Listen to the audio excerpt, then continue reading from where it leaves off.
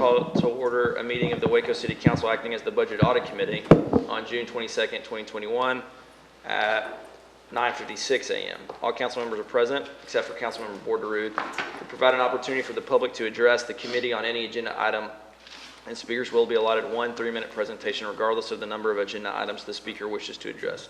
If you are here to speak and have not filled out a registration card, please see the city secretary staff at the registration table.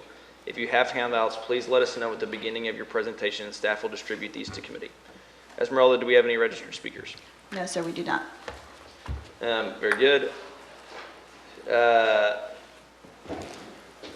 Our first agenda item, do we have minutes to review from the last meeting?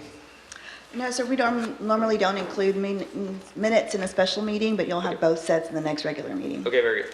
Our first agenda item is a discussion on the fiscal year 2021 operating budget and capital improvements program budget and fiscal year 2021 and 22 preliminary operating budget and capital improvements program budget. And I believe Nick Sarpy, our budget director, will be making the presentation. That's correct. Did I pronounce your name right, Nick? You got it right. All right, awesome. Good morning, Mayor and Council. As mentioned, we're here to go over continued updates about the fiscal year 21-22 budget. So today we will be talking about a variety of different topics, including the base budget changes from the fiscal year 21 adopted budget to the 22 base budget submitted by the departments for all the major funds. We will go over a summary of the budget requests and enhancements that we have received, utility rates information that we have to date, as well as a discussion of the budget calendar, including the capital improvement program and its development. All right, so on this slide is just a summary of the changes from fiscal year 21's adopted budget to fiscal year 22's base budget that the departments have submitted by a major fund, as well as the overall changes and the percent changes and the increases. The one caveat we'll put for the funds up here is that the general fund is just the operating budget. It doesn't include transfers in or out, or transfers out and other non-operating expenses. And all funds include increases for compensation. So for the general fund, we just wanted to walk through the changes. So the base budget increases by about $4.2 million from the 21 adopted budget, primarily driven by increases to compensation. About $1.9 million is related to the mid-year increase that occurred this year. And then for next year, as well as personnel changes, staff and turnover and that type of stuff. For next year, the increase is about $2.6 million for compensation increases. But that's offset by an increase in our salary savings of $1.3 million, where we're setting it at about 1.2, which is historically what it's been. Last year was slightly different because 1.5 million was put into that account for the mid-year salary increase. And so overall operational increases are roughly $1 million, which are primarily driven by radios for public safety. About 70 radio replacements are planned for next year, which is about 19% of the overall radios for public safety. Increases in software licenses and contracts drive up the cost for operational expenses. You also see a split out of budget from finance, which is it looks significant, but overall it's not. And then there's increased usage across the city of temporary staff for short-term projects and to complete and do operational things. And these are all offset by reductions in one-time expenses.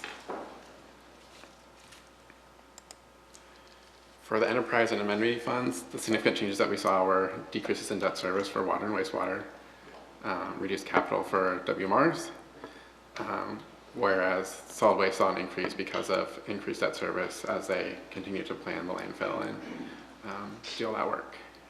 Conventions reduced their incentives for events, and the zoo increased their expenses for to prepare for future pandemic or future situations like the pandemic, as well as for the current pandemic. Increases in inventory based on current year attendance and sales that they've been having, which have been well above budget and expectations, as well as increased food costs for the animals at the zoo. And then cottonwood to maintain operations and keep serving the public. They have increased temporary staffing and irrigation line expenses, as well as the new cost for their new golf carts, which they'll offset with planned revenue in the next year. So the next 3 slides go over by department the changes for the general fund. Again, a lot of the changes are driven by increases in compensation. And the decreases are driven by just staff changes as well, or? There's staff changes, they cut budget, like on this slide on court, they've elected to fund certain expenses out of other funding sources that they have to help the general fund. So there's been concerted efforts by various departments to help the general fund. Wonderful.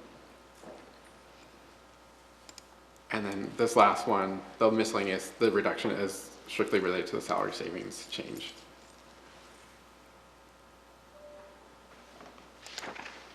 All right, so the base budget request, or the budget requests and enhancements, we received over 105 requests from across the city. They totaled over $26 million, and they're split between one-time costs and recurring costs. Of the requests, several of them included revenue that would boost revenue for across the city about $1 million, with the net cost of about $25 million. And the bulk of the requests were general fund requests. Mayor, Council, if I can interject, what Nick has showed you so far are what we call the base budget request comparisons from year to year, current adopted versus what's requested for next year. In this slide here, you see that we ask each department to submit requests for additional personnel, additional services they might want to provide in the next year. And so we have 105 of those requests across the city. Again, about $25 million. And so what we'll be doing over the next couple of weeks is the city manager's office will be meeting, prioritizing those, and of course in agreement with council's guidance and the strategic goals that council has set. And then we'll come back, obviously, in the budget and show which one of those that the city manager's office is recommending. So we just wanted to give you some sense of the scale of the work that we're going through right now. Again, about 25 million or so in requests. Pretty substantial, but you know, we're excited to go through those and work with the departments and come up with a good list of programs to recommend funding to you in the future. Paul or Nick, can I ask y'all a question about the salary increase component? I saw that was almost a $2 million increase.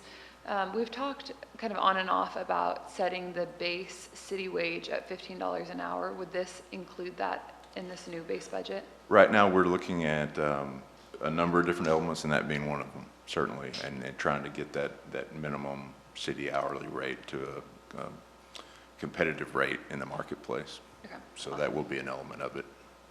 Excited to see that all fleshed out. It's going to be a challenge. As you know, it affects the entire payroll as we look at it, so we're working through those details now.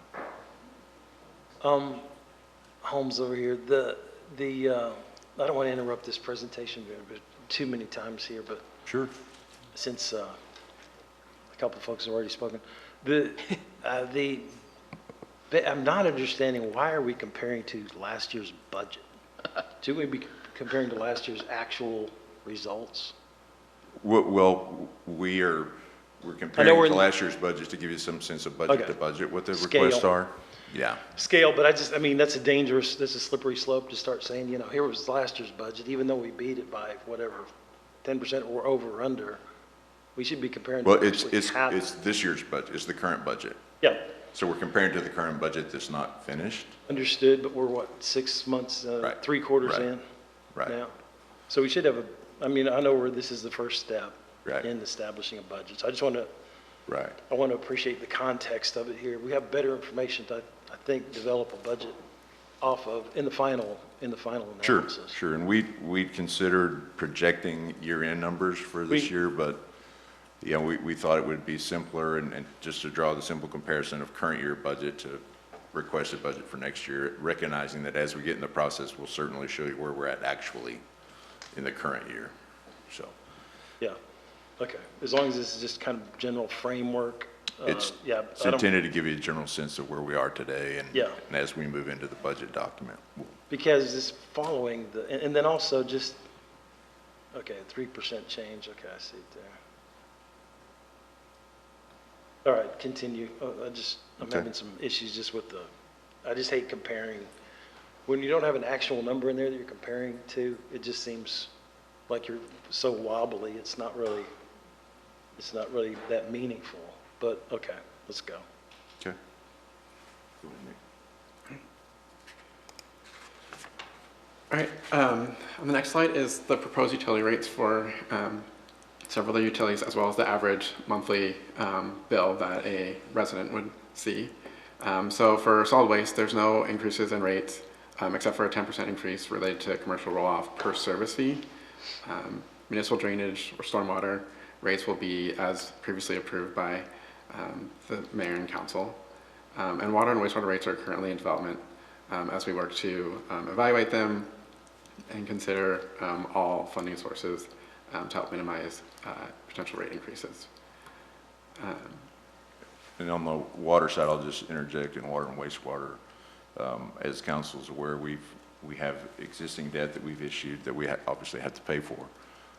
So we're working through those numbers, and we have a fairly healthy cash balance in both water and sewer, and so we're looking for ways to use that cash balance to minimize the rate increase in the future. So we had, I believe 2 years ago, there was a plan that was, I think it was between 7% and 9% a year increases in water over the next few years, and last year we took some steps that councils took the action to change our rate structure a little bit to make that a little more equitable in terms of how the costs are distributed across our customer base. We intend to follow that same model this year, and as Nick said, we're trying to find ways to minimize that increase as much as possible utilizing our cash. So we'll be coming to you likely at the next meeting, and at the outset, as you'll see the calendar here in a minute, we'll be meeting with you twice a month for the next 3 months, going through all of this in detail as we move on. So this presentation day is just kind of give you a high-level overview of where we are,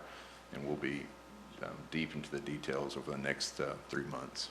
So, thank you, Nick. All right, so jumping into the capital improvement program. So this is a program that is used to fund infrastructure and equipment for both governmental and enterprise funds of the city. The governmental capital projects program is funded by tax-supported debt rate, as well as grants, contributions, and enterprise funds are funded by debt as well, but usually those are covered by user fees or rates that they establish for those enterprise funds. The current levy rate for the city is set at roughly about 13 cents per $100 of assessed value, and it's set on an annual basis based off of the next year's planned or required debt service, and then as it's done in the truth and taxation calculation. For future years, as we plan the capital improvement program, we consider what the rate would be and what the needs are of the city, and that could have an impact in the future of the rates as we issue debt in the current year and have debt service in the future year based on the way it's structured and planned out, as well as the growth and decline of property values as they may occur, have a huge impact on the rate that we set. Let's see. So over the last 5 years, we wanted to highlight the change in the capital improvement program for the governmental funds. You'll see that there's been a significant increase in the amount of money that has been put into the capital improvement program from fiscal year 17, where it was a little over $14 million, to over $32 million this last year, with the big jump in streets from almost $8 million to over $31 million. And over that same span, the debt rate has only increased by 1.5 cents. All right, so our calendar for the capital improvement program. So we started the process on May 3rd, a little bit before then, but we sent out forms to all the departments to complete on May 3rd. We requested that they turn them in by June 7th, so we gave them about a month to complete the forms. At that point, once we received them, my team set up the CIP committee, which is made up of staff from across the city, project managers, and people who are involved in the capital improvement process.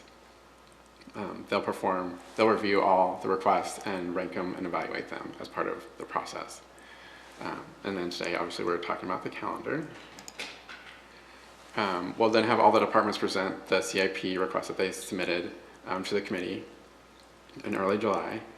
And then the committee will rank them all, and my team will aggregate them and prepare a proposed CIP to city management for their consideration.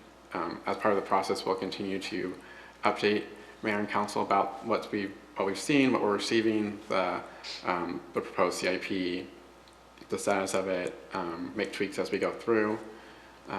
And then on August 31st, when we're adopting the annual budget, it'll include the public hearing on the budget, as well as the vote on the budget, which will include the CIP. And then in September, we'll set the levy rate. And then we'll have a final workshop in September about the CIP to make any tweaks or adjustments to what's been approved as part of the budget and amend it on the 21st as appropriate. As part of this process, the goal is also to allow departments to start spending the money effective October 1st, so that they can get the best prices for the city from contractors and do all that work. As we, obviously, the fundamental element here is how much can we afford in a CIP?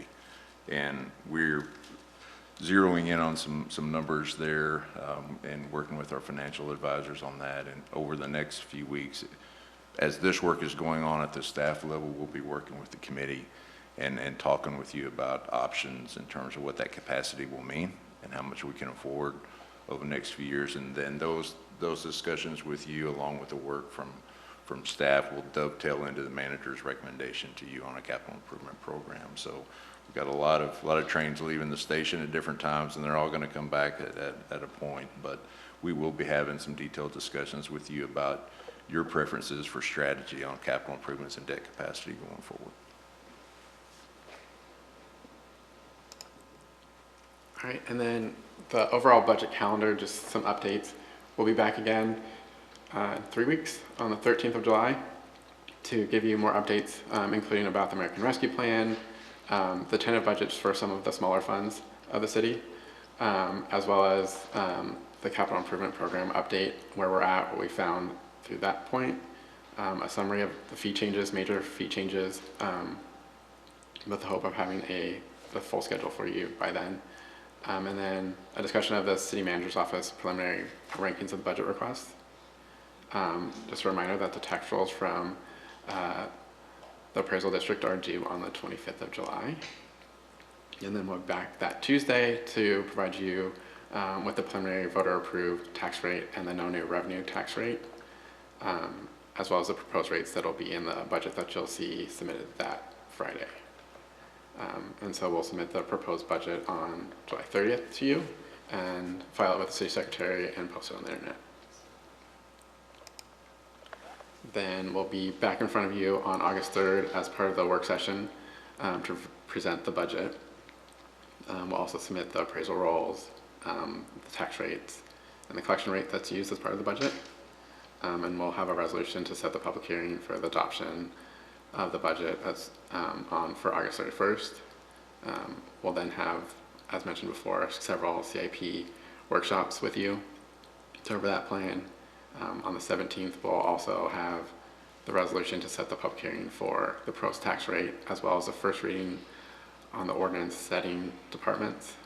And then on August 31st, when we have the public hearing for the budget, there'll be three components to the planned meeting at this point. One is to hold a public hearing and vote on the drainage charge resolution. And then a second would be the hold and vote on the annual budget resolution, including the fee schedule and CIP. And then we'll also have the second reading on the ordinance setting departments. And then on September 7th, we'll have the public hearing and vote on the tax rates. Any questions? I have one regarding before we set the conversation with our goals regarding CIP. Will we get an update on the current status of the projects that we've already funded before we go into what we want to see in the future? Yes. Yes. Thank you. Just one other question, or maybe a couple here. One other one, the subparts to it.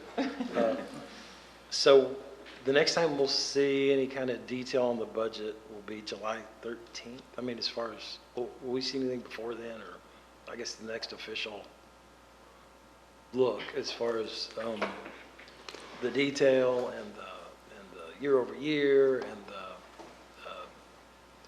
just the proposed budget detail. I'm just trying to, it seems like this is a pretty fast timeline if we're submitting. I know we have to do it because we have to have it by the end of the month, but I just want to make sure we're seeing everything and we've got a week to look at it and, that's it. The next scheduled budget and audit meeting, the first one is July 13th. I believe what you'll see, and I think we did the same thing last year on our work session items, we'll put the budget as a continual item on the work session going forward, so that as there's any questions or any issues that come up, we can address those as well. Our plan was, Jim, for the July 13th to get into the detailed income statements that you're used to seeing on all the other funds. The general fund is still somewhat flexible, pending a couple of decisions that the council will need to give some direction on in terms of debt rate and capacity, and those discussions that the manager will have a conversation with you about.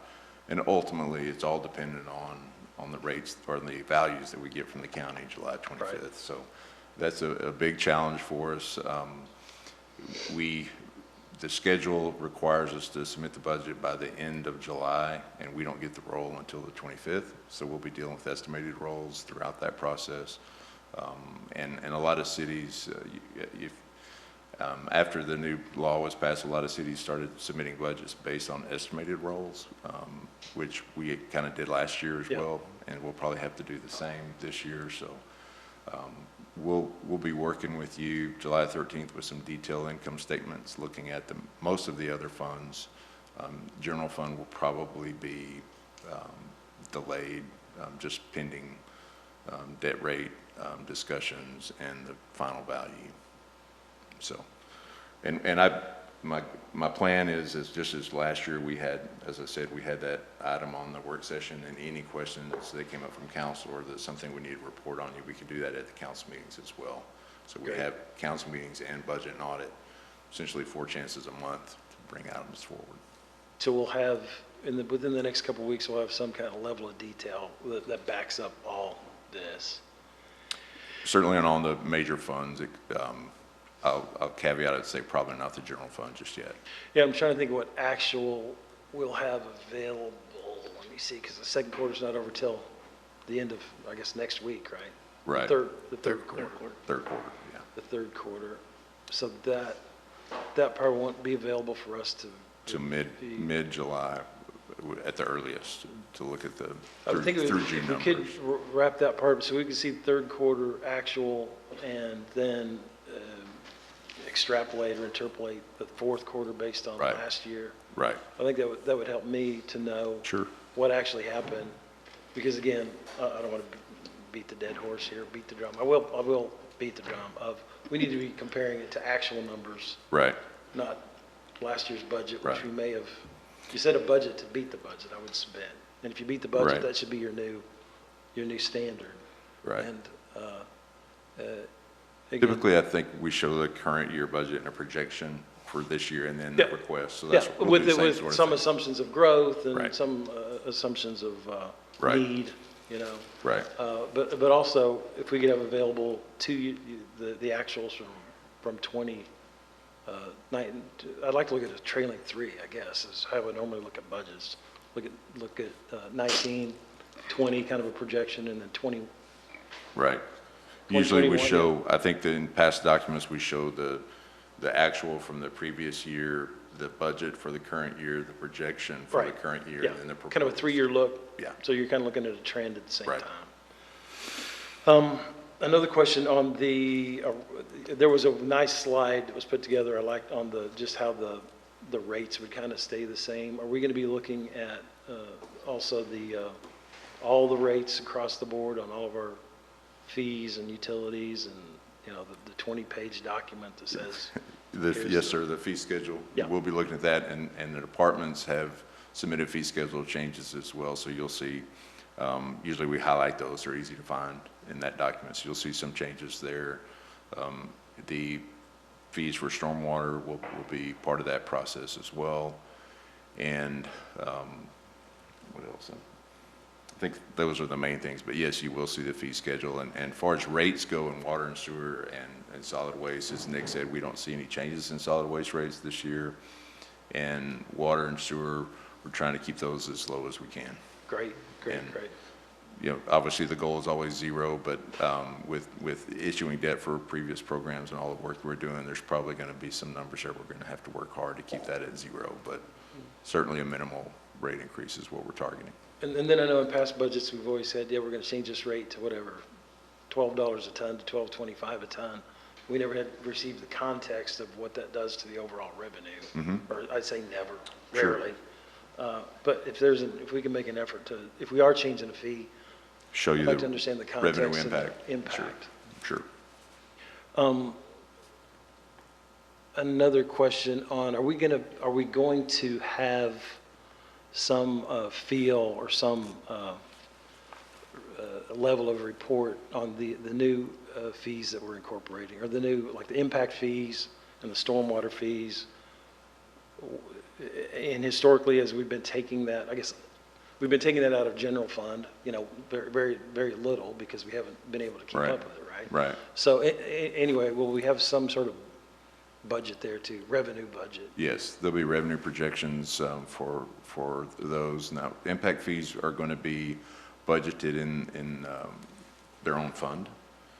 So there'll be a separate fund for impact fees with a revenue projection. As council knows, I believe we're at 25% of the recommendation for the next Yep. fiscal year. Yep. So that won't be a sizable amount, but certainly on stormwater fees, there'll be a projected revenue amount there as well. Offset, you know, to offset expenditures. And then, I guess my last question will be, or my last comment, by the July 27th, I know that's kind of precedent, and we're getting a lot of information there that last week. I guess we'll have enough information then to be thinking about the possibility of tax rate relief. We're going to have to, right? Because that's where we're approving everything. By that date, you'll have the city manager's recommendation on where the rate will go and to support his budget. And certainly after that's submitted, council can make changes as a process after that if you'd like to make additional changes. Great. Thanks, Paul. Budget as a whole, right? Sure. Thanks, Paul. Thanks, Nick. Sure. Mayor, the next Real quick, item- I wanted to say something I'm sorry. real quick. Sorry, Paul. I'm sorry. No. Excuse me. I just want to say how much I appreciate y'all's work on the capital improvement project. I think that a lot of those projects oftentimes aren't the sexiest or the most fun things to talk about, but it's so critical that we're having a careful eye on that. Our infrastructure, and, you know, again, if that's not working, then we're not doing our jobs as a city, even though sometimes it's not as exciting as other subjects. So I want to just double down on the importance of that, and just even how infrastructure, the capital improvement plan drives our economy, because we hire organizations and companies to build this infrastructure to do these capital improvements. And so it's a real economic driver for this community too, and I appreciate that. I just second Councilmember Barefield's request to really examine what previous requests or look-ats have been.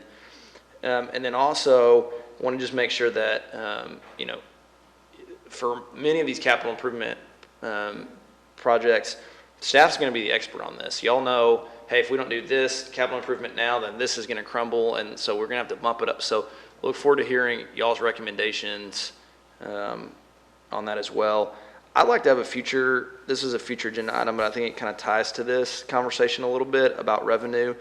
I would like to have a future agenda item, and I've talked to Bradley about this, but a little bit, but some sort of conversation at some point about revenue as we sell different city services or utilities to other municipalities, whether that's water, whether that's landfill space, whether that's zoo tickets.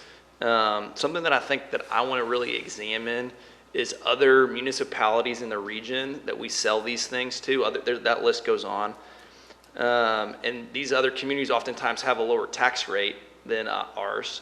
And the zoo's an example of something where we're like literally putting general fund dollars in to subsidize it. And so I want to examine that. Want to be good regional partners, want to be a good neighbor to these other communities, but also want to make sure that our constituents are being well taken care of, and not subsidizing services to other people, even if that subsidy is just in the form of us having a higher tax rate and for us to make our water numbers, then we have to have this tax rate. But other cities that we sell water to at maybe at cost or what have the advantage of having a lower tax rate, I think that's really worth examining as we're really studying revenue sources and revenue streams. And so I like to do that sooner than later. I don't know, I think we have contracts with other municipalities, contracts, and so I don't know when those come up, when those expire. But I'm not interested in allowing other municipalities to have the luxury of a lower tax rate and our citizens subsidize services that we might be providing. And I might be looking at that wrong. You might come back with data and I'm all wrong on those assumptions. And if that's the case, then, I'm calling for more information in this moment. I'm not making accusations or assumptions, but I think it's worth studying it. I think it's worth having a real clarity of understanding on it. So no accusations being made here, not saying where we're headed, but we got to have that conversation, I think. Okay. Does that make sense? Yes, sir. Cool. It does. That's all I have on this agenda item. Anything else on this agenda item? Rick? Mayor, next on our agenda, we want to give you an overview of the American Rescue Plan and what that means to Waco and how we intend to move forward. So Nick's done a lot of good research on this. There's lots of details in the program, and he's probably the most versed person we have here at the city. So ask Nick to walk you through what the plan means and how we intend to move forward with that. So Nick, thank you. All right, so we'll jump right in. So the American Rescue Plan Act is the $1.9 trillion act signed into law March 11th, 2021. Included in this act was the $1,400 stimulus checks that were received back in March and continue to be sent out, as well as other funding across the country. One of the big components of it is $350 billion was provided to eligible state and local governments, as well as territories and tribes, to respond to the COVID-19 emergency and bring back jobs. As part of the funding, the City of Waco received, has been allocated by the U.S. Department of Treasury, who is responsible for calculating the allocation using CDBG as a basis, but updated to current numbers. It was $34.7 million. The funding is being provided to the governments in two separate tranches as they define them. One that was supposed to occur 60 days after the law was signed into law and certified, and then a second a year later. And so to date, the city has received half of its overall allocation, which is about $17.3 million. So the Act defines four broad categories of eligible uses. The first one is responding to the public health emergency and its negative economic impacts. Providing premium pay to eligible workers. Providing government services. This is commonly what you hear as the revenue loss provision. And then to make necessary investments in water, sewer, broadband infrastructure, and the water and sewer also includes stormwater. And then it has, for the city in particular, two prohibited uses. Deposits directly into pension funds. This doesn't mean that we can't have employees paid out of the Act and pay for pensions as part of their salaries and benefits. It's just you can't take the money and drop it directly into a pension fund. Another prohibited use is using this money as a non-federal match for programs that bar that particular usage. Before you move on, I don't know, are we going to expound on, these definitions are so broad. I was going to ask for some examples. Y'all, if we're getting there in the presentation, I don't want to cut you off, Right. but I mean, it's negative economic impacts, like what, that is so Right. broad. What, is there any guidance that has been given by the federal government to date on how broadly these can be defined?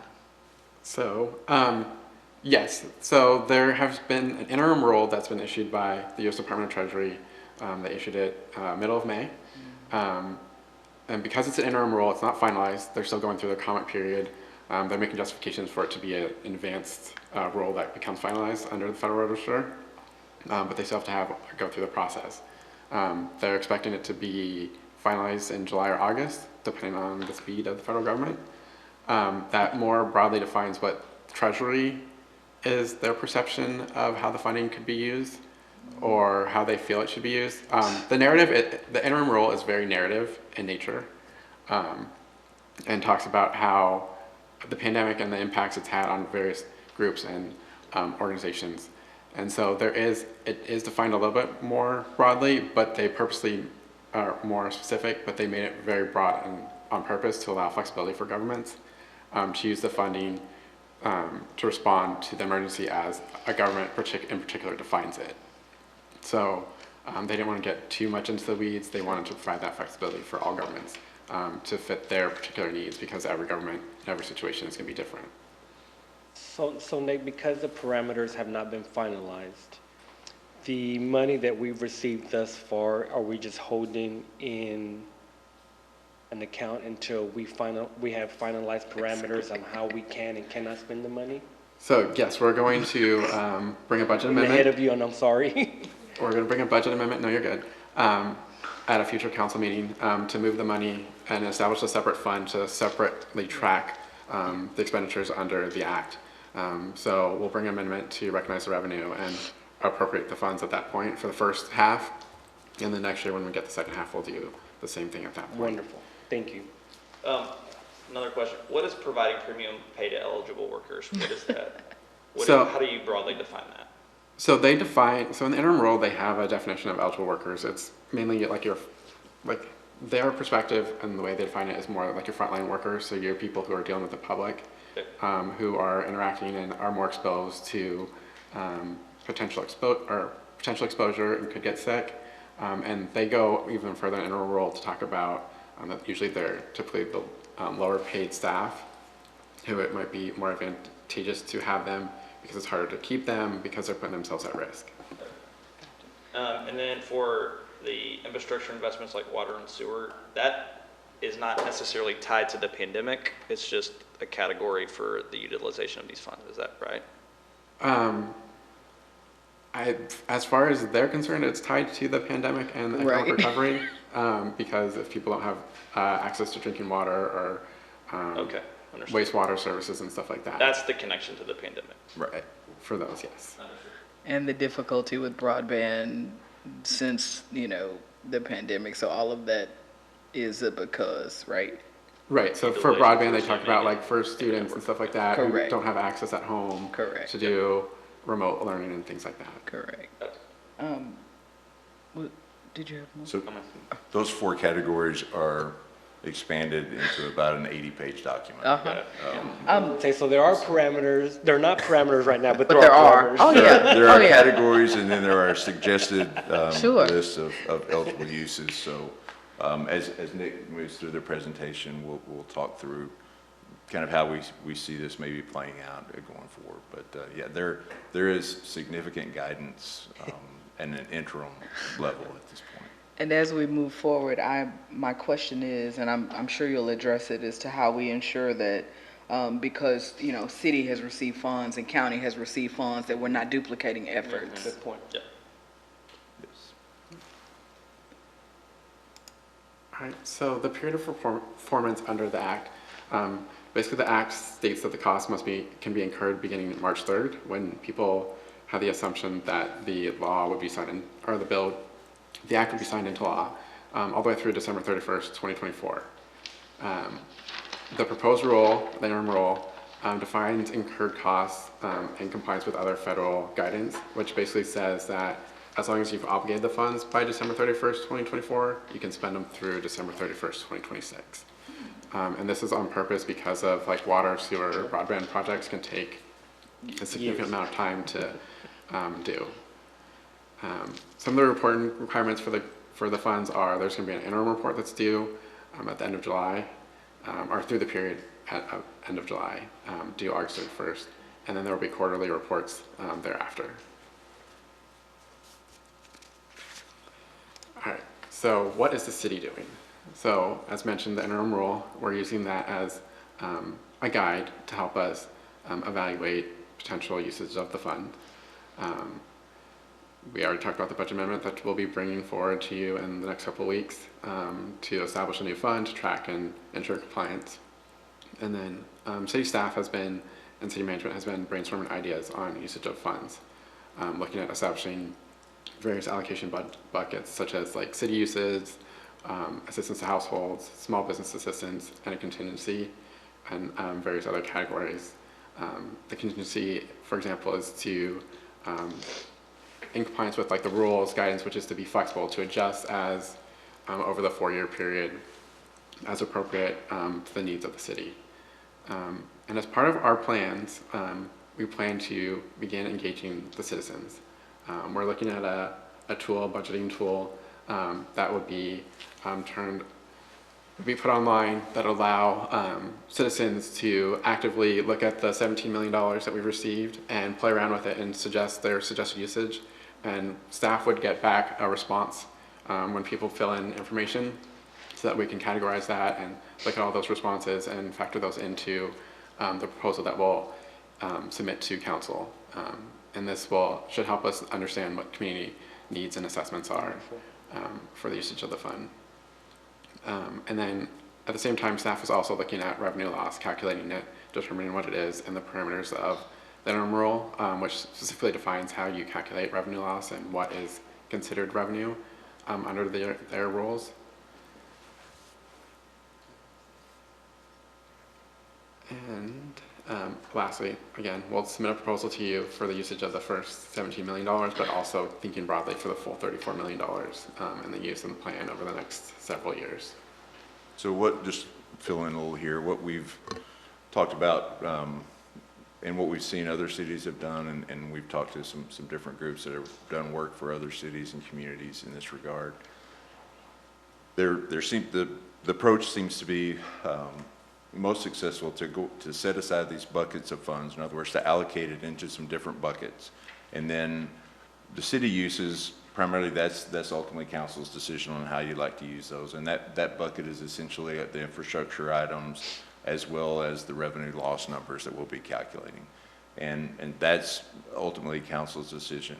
The other buckets in terms of assistance to household perhaps or small business assistance, and those other buckets, we allocate those dollars initially based on broad program categories, and then as you move through the citizen engagement and community assessment side of things, you're able to further refine those dollars and move them around. It's very broad.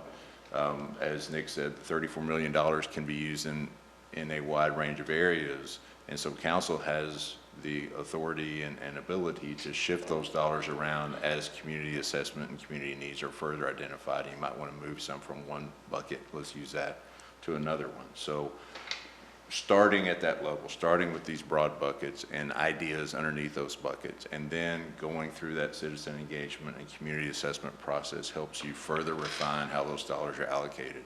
It may well be that let's for example say that council allocates money to household assistance and small business, and you wish over time, perhaps based on community demand and community assessment, to shift those dollars around and move more from one to the other. You have full authority to do that. But starting somewhere, starting with a general broad plan, and then starting that community engagement process with citizens and businesses and nonprofits in Waco allows you to adapt going forward. So however you allocate it at the first is not where you're going to end up, but it's a place to start. Sure, that's good to know, especially since we have like major studies that are in process, the disparity study, the housing study, so we don't have the information yet. So Right. The fact that we can be fluid and nimble in that process is helpful to hear. You can, absolutely you can. And I think that's one of the point, real yeah. attractive things about the way the program was created, is it gives you that flexibility. Is this a new citizen engagement budget tool that we would be? It's new to us. Okay. Nick has some experience with one of the packages, but it's a pretty neat tool. It allows you to see the impact of decisions that you make or ideas that you have. Almost so immediately, we think it's right? a great tool for us, and almost like a pilot program to roll this out as part of the ARP and get citizens used to using the tool, and then hopefully cross our fingers in the next budget, not this one coming up, but the next one, we'll be able to get the budget out there for citizens, so they'll be able to play with it and make those decisions, in the privacy of their own home, and realize, yeah, when you take this away and put it over here, this has this effect, and it shows it real time. So we think this will be a great tool for us to use to kind of pilot that process and then get the citizens and nonprofits and community used to using the tool and then bring the tool back and expand it in the future. So we think it's a great opportunity to do that.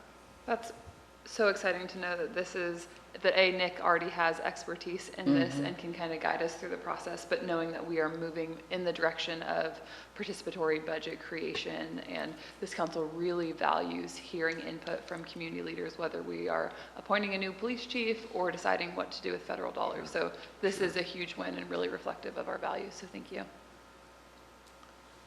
It's a good opportunity for us.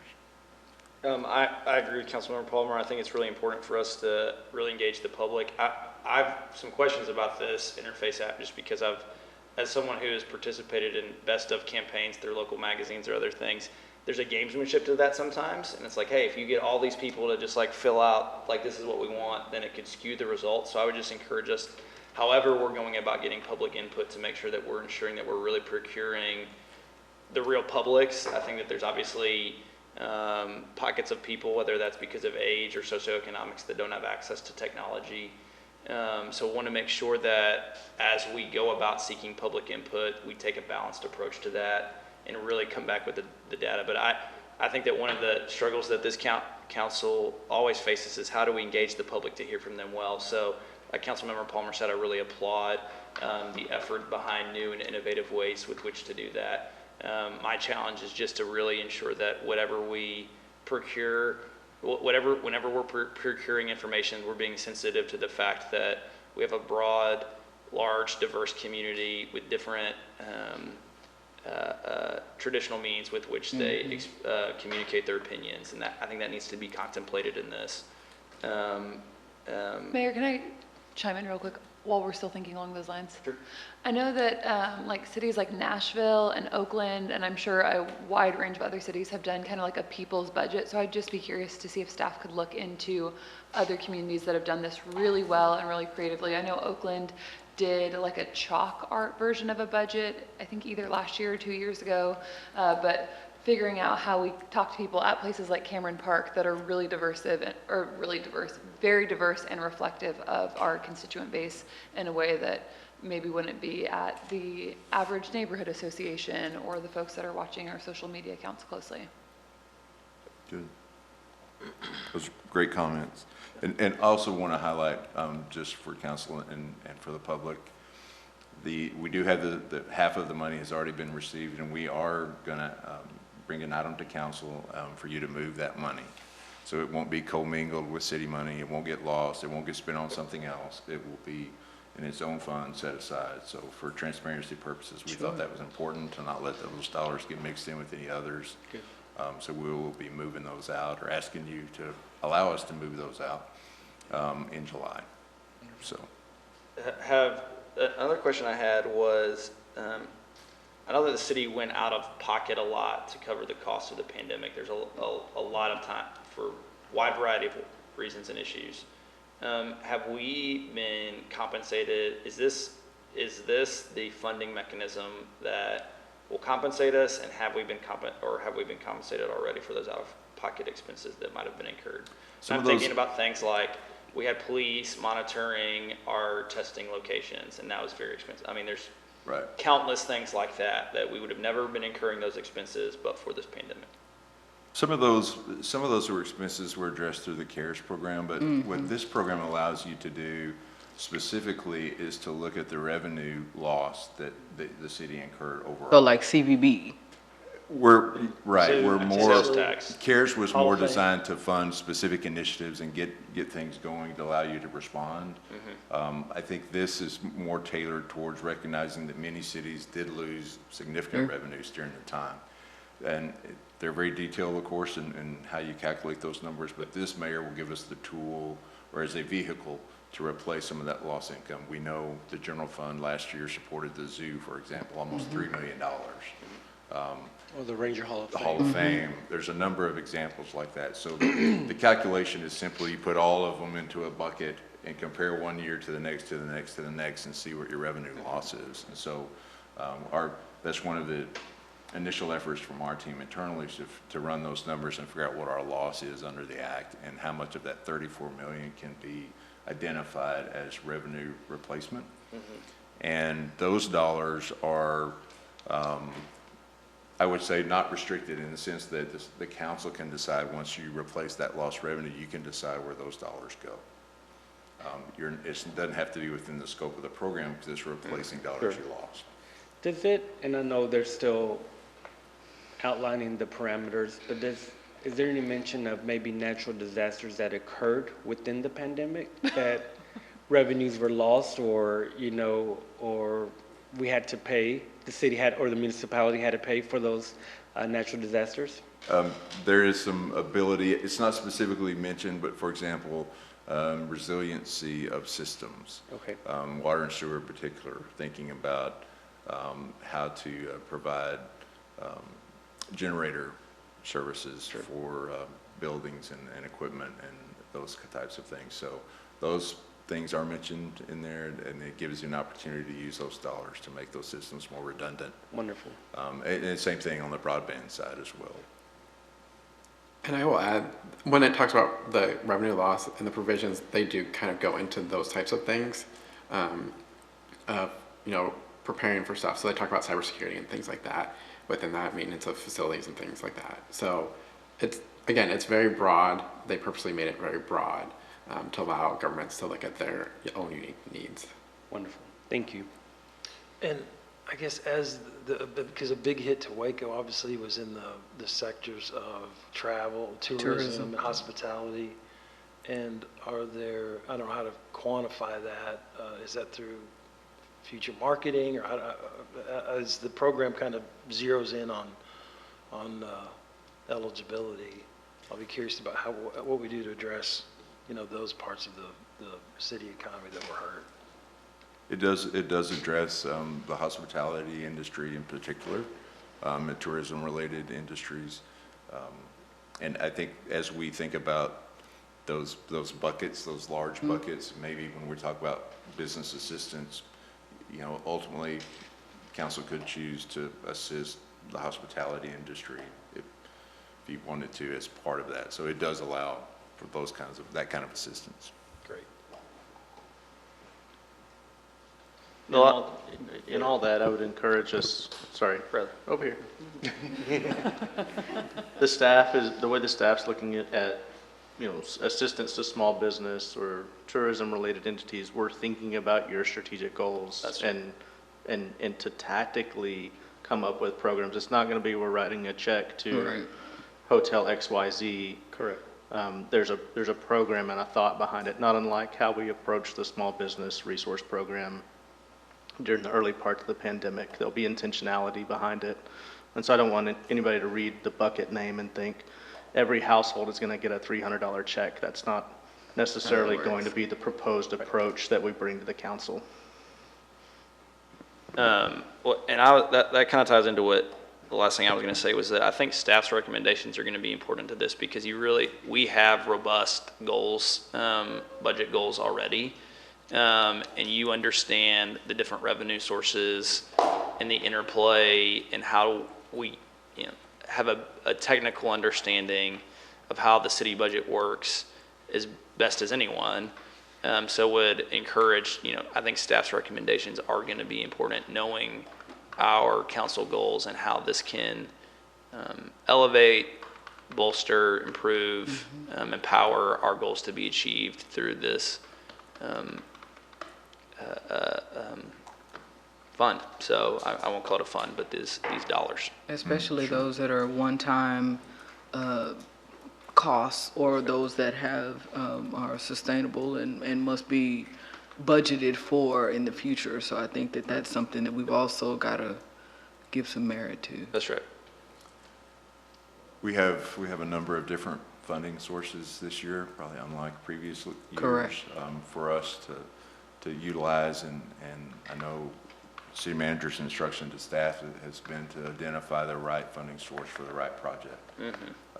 And that's certainly what we're attempting to do, and we'll bring back to you as a proposal that looks at the type of project and where is it best fit, whether it's in the city's budget, whether it's funded through these funds, whether it's funded through our capital project reserve, all those different funding sources. So we certainly have understood his direction in that regard, to find the right project, the right funding source, and bring that to him and ultimately for you to consider. So that's the marching orders, and that's what we're trying to do as we move forward. But it's a good problem to have, right? Sure, To absolutely. have numerous funding sources to try to identify projects for, so. Thank you. All right, that's pretty much all I had. Any more questions, comments? Yes, sir.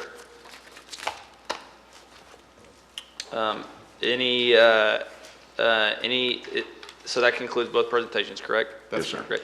Any requests for future agenda items? Our next meeting date is scheduled for July 13th, 2021 at 1:30 PM. There being no further business, we will adjourn the meeting at 10:50 a.m. If I have a gavel, I'm going to use it.